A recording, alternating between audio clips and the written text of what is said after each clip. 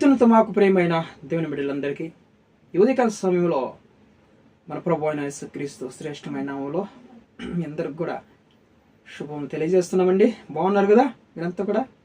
మన ప్రభు నిన్నటి కాల సమయం అంతా కూడా మనల్ని కాచి కాపాడి ఈ దినమును మనకు బహుమానంగా ఇచ్చినాడు కాబట్టి ఆయన పరిశుద్ధ నామానికి మహిమ కలుగును గాక. హల్లెలూయా. ఉదయకాల సమయంలో మనం వాగ్దానం కోసం ఎదురు చూస్తున్నాం కదా. నిర్గమాకాండములో నుంచి 20వ అధ్యాయము 12వ వచనం. నిర్గమాకాండములో నుంచి 20వ అధ్యాయము 12వ వచనం. ఈ దేవుడైన యెహోవా నీకు అనుగ్రహించు దేశంలో నీవు దీర్ఘాయుష్మంతుడు అగునట్లు నీ తండ్రిని నీ తల్లిని సన్మానించుము. Praise the lord. దేవుని నామానికి మహిమ కలుగును గాక. చూడండి, దేవుడు మనకు అనుగ్రహించినటువంటి దేశంలో మనం దీర్ఘాయుష్మంతులుగా బ్రతకాలంటే నీ తల్లిని తండ్రిని మొదట సన్మానించము. ఆజ్ఞలలో ఇది కూడా ఒక ఆజ్ఞగా దేవుడు మనకి ప్రకటిస్తున్నాడు కదా వాక్యానుసారముగా. మరి తల్లిని తండ్రిని మనము ఈరోజు సన్మానిస్తున్నామా? మనకు చూడండి, వాళ్ళ ప్రాణం పెట్టి మనల్ని కని పెంచి పోషించి పెద్ద చేసేవాళ్ళు, పెద్ద చేసినటువంటి గొప్ప వ్యక్తులు తల్లిదండ్రులు అంటే. ప్రసవ వేదన పడి మనల్ని కని పెంచి పెద్ద చేసినటువంటి తల్లిదండ్రులను దేవుడు అంటున్నాడు, నీ తండ్రిని నీ తల్లిని సన్మానించుము, అప్పుడు నీవు దీర్ఘాయుష్మంతుడు అగుదువు అంటున్నాడు అన్నమాట. ఈరోజు నీ తల్లిని తండ్రిని నువ్వు తృణీకరించకుండా, మనల్ని బాధ పెట్టకుండా వాళ్ళని సన్మానించినవంటే ఆరోగ్యకరంగా ఉంటావు, ఆనందకరంగా ఉంటావు. ఆయుష్ నీ దేవుడు పెంచి నిన్ను బ్రతికిస్తాడు దేవుడు. నువ్వు ఆనందకరంగా నీ జీవితంలో కుటుంబంలో ఉండాలంటే, సంతోషకరంగా ఉండాలంటే, ఆరోగ్యకరంగా ఆయుస్సు పెరిగి నువ్వు బ్రతకాలంటే తల్లిని తండ్రిని ఎప్పుడు కూడా తృణీకరించకూడదు. దేవుని లేఖనాలు సెలవుస్తున్నాయి కదా, తల్లిదండ్రిని తృణీకరించువాడు మరణశిక్ష పొందుకుంటాడని దేవుని లేఖనాలు స్పష్టంగా సెలవుస్తున్నాయి. నారా మన మధ్యలో ఎవరైనా అలాంటి వాళ్ళు, తండ్రిని తల్లిని సన్మానించుము. ఒక తల్లి తన కుమారుణ్ణి పుట్టినది మొదలుకొని పెద్దపడినప్పుడు స్కూల్లో చేర్చి అతడు బాగా చదివిపించిందట. బాగా చదివిన తర్వాత మంచి ఉద్యోగం కూడా అతనికి వచ్చింది. బాగా సెటిల్ అయిపోయారు, సెటిల్డ్, బాగున్నారు. కొన్ని రోజులు జరిగిన తర్వాత ఎందుకో ఆ కోడలికి వాళ్ళ అత్తకి ఎందుకు కుదరడం లేదు. ఎప్పుడు కోడలు తన అత్తని నిందిస్తూ ఉండేది, గొడవ పడుతూ ఉండేవాళ్ళు.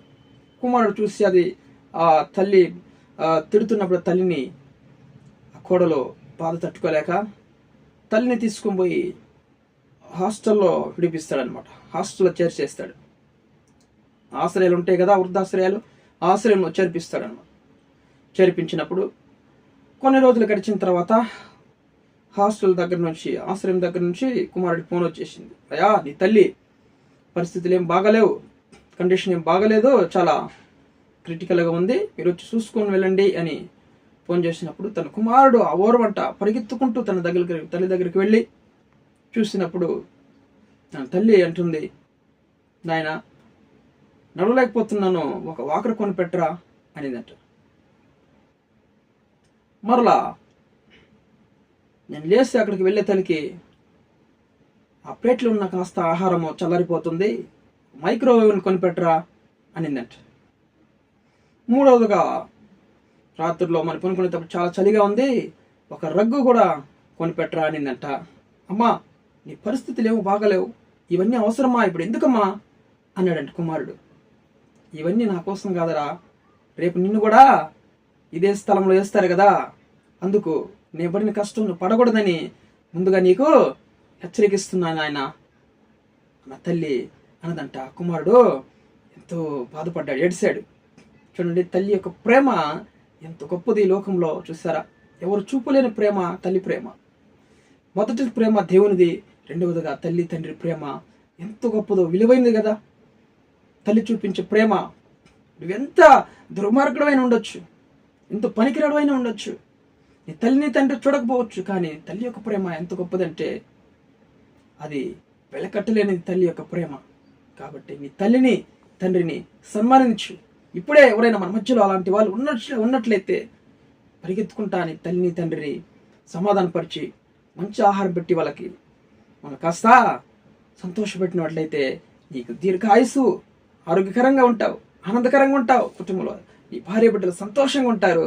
దేవుని నామానికి మహిమ కలుగును గాక. తల్లిదండ్రిని ఎప్పుడు తిడుతూ తృణీకరిస్తున్నావేమో, ఇప్పుడే నీ తల్లిని తండ్రిని వాళ్ళని సన్మానించి వాళ్ళని ప్రేమతో మాట్లాడి వాళ్ళు మనస్సు ఆనందకరంగా ఉన్నప్పుడు నా కుమారుడు ఈరోజు నా కోసం విని తెచ్చాడని వాళ్ళు ఎప్పుడే ఆనందపడతారో అప్పుడే నీ జీవితంలో నువ్వు నీ కుటుంబంలో ఆనందకరంగా ఉండగలుగుతావు, సంతోషకరంగా ఉండగలుగుతావు.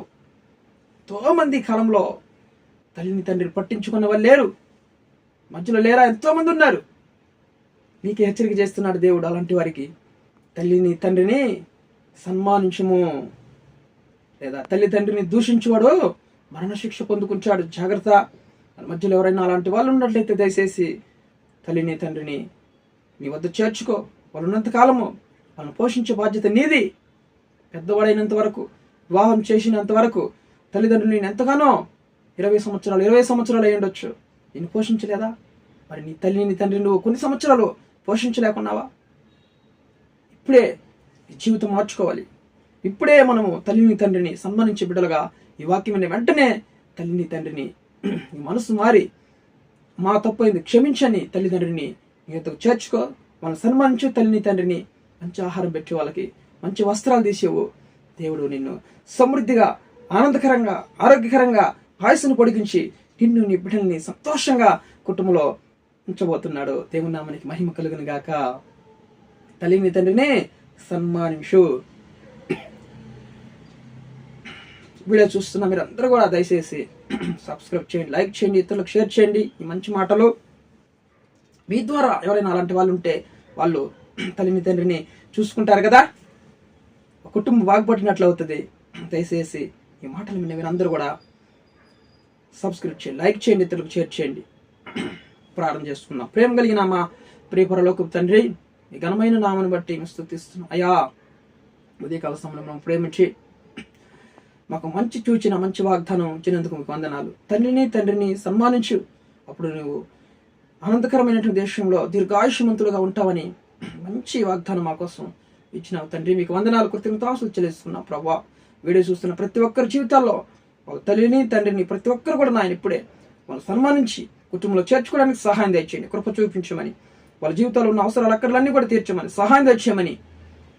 ఏ నాయన కొరతలో ఉన్నారు బిడ్డలు అన్ని కొరతలు తీర్చి నాయన సహాయం తెచ్చేయండి. ఎందుకంటే గొప్ప దేవుడు కాదు ప్రభా, నీవే మీ బిడ్డలకు సహాయం చేయండి, అందరికి సహాయం చేసి నాయన కృప చూపించమని సమస్త ఘనత మహిమ ప్రభావాలు మీకు చెల్లిస్తూ యేసు క్రీస్తు జీవం కలిగిన నామములో ఈ ప్రార్థన అడిగి వేడుకొని పొందినాం పరలోకపు తండ్రి.